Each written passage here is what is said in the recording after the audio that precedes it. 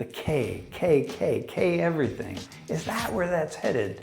Culture doesn't stay still once it starts moving. And right now, K-culture, K-pop, K-dramas, K-beauty, it's moving faster and further than almost anything I've watched in my lifetime. People making K-pop and K-content aren't Korean at all. We've already crossed the line without even noticing it. 안녕하세요, Professor Sam here. I am headed to Los Angeles in August, next month. And here's how this trip actually started. Later this year, I'm coming to Korea, and before I do, I kept thinking about this massive cultural event happening right here in America that I simply can't miss, KCON.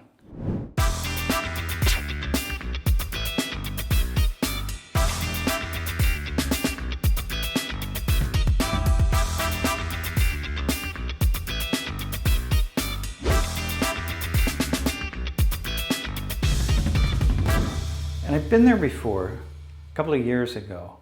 Thousands of fans, dozens of artists, an entire convention center turned into what might be the single largest concentrated dose of Korean pop culture outside of Korea itself. They happen around the world, in Paris, Frankfurt, New York, Bangkok, Tokyo, but Los Angeles is the main KCON event, and it happens every year. And honestly, a place like that's almost too good to pass up. So think about what KCON actually is. If you strip away the concerts and the merchandise booths for a second, it's one of the purest laboratories of cultural identity I could ever ask for. Thousands of people from countries around the world, so many different backgrounds, none of whom are required to be there, all choosing voluntarily and enthusiastically, as you're going to see, to organize a piece of their identity around a culture that is not their own. I'd be really foolish to pass it up. So I should also say that, why Los Angeles, right? Specifically, why Los Angeles? Because LA isn't just America. It's a very particular kind of city. New York runs on capital, and Silicon Valley runs on technology, but LA is something stranger. It runs on image. It's a city whose actual industry, whose real export is story and appearance.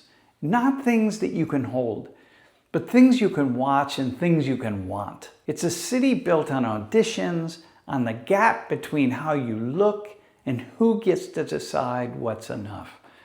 And that makes LA, of all places, the single best city in America to ask the following question. What happens when a culture becomes an image that other people consume? Because that's the exact business this city's been running on for 100 years.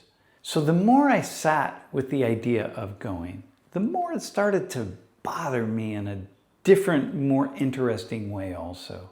Because here's the thing I keep coming back to.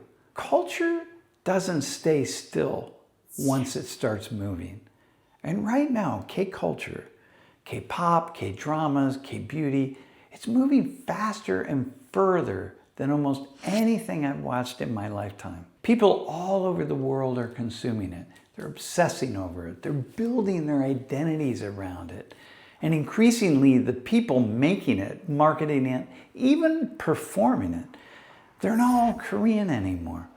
So I keep asking myself, what happens next? What happens when a culture becomes so global that it stops needing the people who spent decades and centuries developing it? Okay, so we've seen this before. When sushi left Japan, it came back as the California roll. Nobody in Osaka ever ordered a California roll. And when Italian food landed in the United States, it was transformed. The fettuccine alfredo that we know of today, it was created in the United States. It's a dish that, as far as Italy is concerned, it doesn't even exist. The name stays, the ownership doesn't. And I wonder, is that where K is headed? The K everything. Is that where that's headed? What happens to tourism? When people stop coming to see the real thing, and start coming to see the version they already imagined.